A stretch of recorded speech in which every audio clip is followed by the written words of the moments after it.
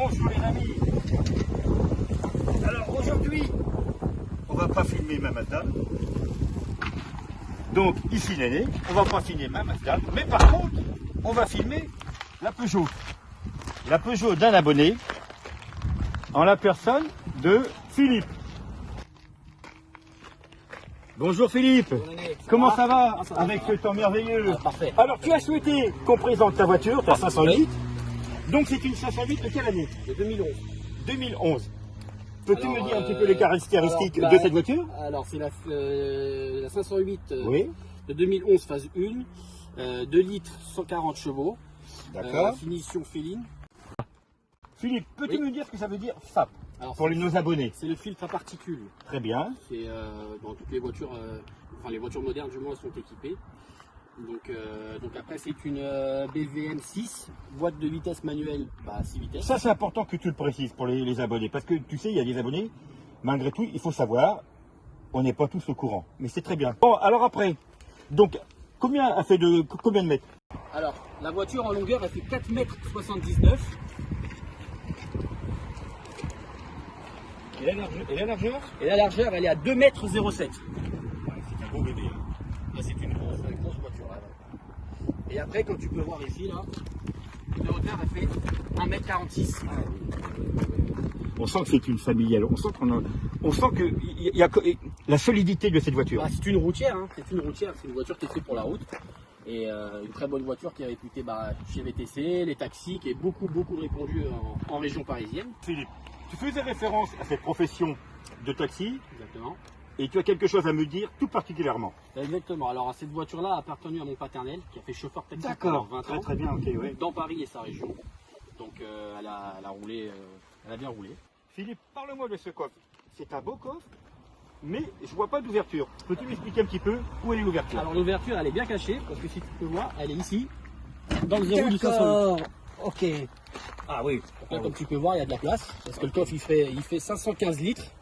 Donc pour partir en vacances avec ta femme et tes enfants, C'est c'est vrai très qu'il y a bien. du volume. Ah oui, C'est oui, formidable. Hein. T'as pas de problème pour partir en vacances, c'est nickel. Très bien. Bon. Peux-tu me dire ce que tu as changé sur cette voiture?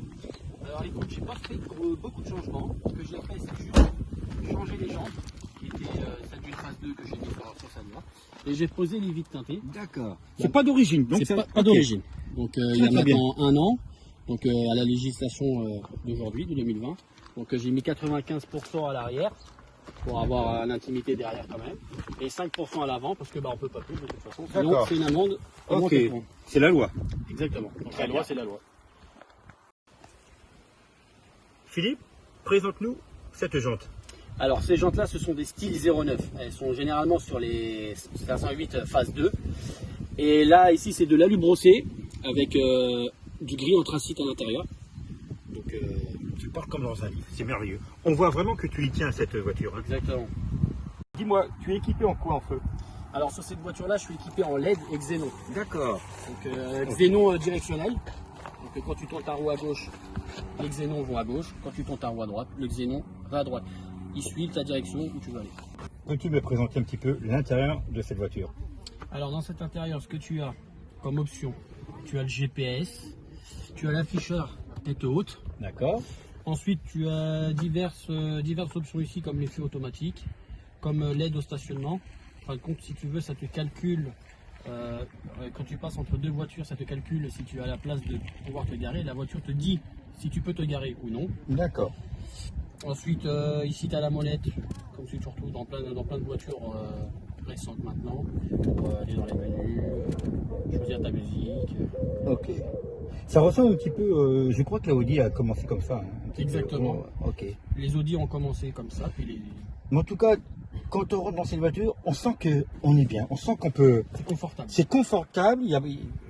On sent vraiment que C'est il y a une routière. le confort. Exactement. Ouais, C'est une routière. c'est une routière. Mais totalement. Ah là là. Elle est magnifique. Et tu me dis qu'elle est de 2011. Exactement. En tout cas, elle est bien entretenue. Hein. Chapeau. Hein. On fait comme on peut. À part le seul défaut que je pourrais dire de Oui. cette voiture, c'est le noir laqué comme ceci, qui Oui. s'oreille D'accord. beaucoup, ainsi que tu as des gourmettes, les bagues. Donc voilà. Mais en tout cas, elle est propre. Hein. Après, tu as du cuir partout. D'accord. Donc cuir sur la coudoir. Ici, tu as deux options comme l'effet automatique. Bon, je t'avouerai que ça ne marche pas très bien. Des fois, quand tu as des panneaux, ça te réfléchit la lumière de tes phares et ça te met les pleins phares. Enfin bref, c'est une catastrophe. Et sinon, ici, tu as l'aide au stationnement qui te permet de, quand tu veux te garer, ça te calcule la place entre deux voitures et ça te dit, la voiture te dit si tu peux te garer ou non. D'accord. Donc ensuite, ici, tu as les sièges chauffants Ah, ça c'est bien. Ça, pour c'est le bien. passager et pour le conducteur.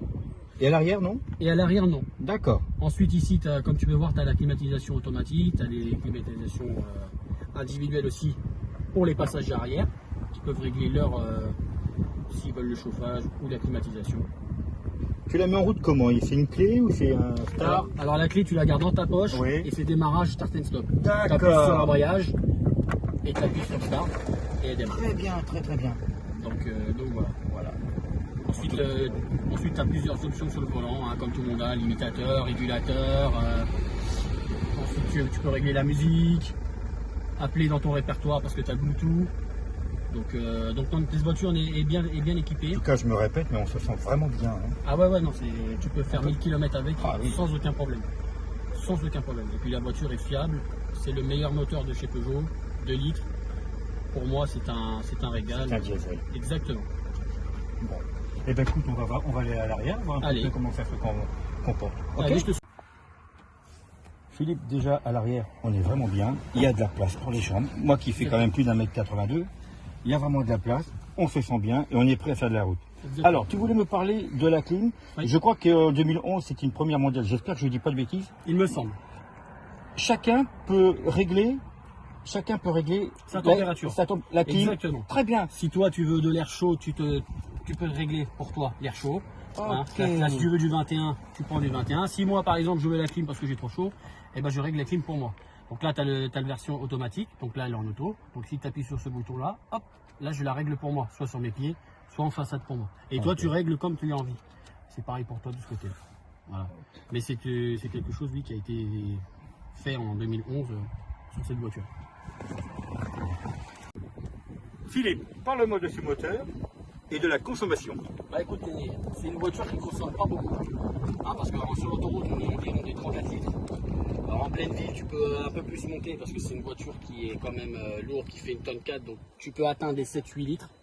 Mais sinon, c'est une voiture qui est très fiable. Avec un plein, tu fais environ 1300-1400 km en respectant les limitations, hein, bien entendu. Ensuite, comme je t'ai dit, le moteur très fiable, c'est le meilleur de chez Peugeot, pour ma part. Merci Philippe pour cette présentation de la 508. Bah, merci à toi. Je vous remercie d'avoir visionné cette vidéo et n'hésitez pas à vous abonner et à liker et à partager. Merci encore Philippe. Merci à toi.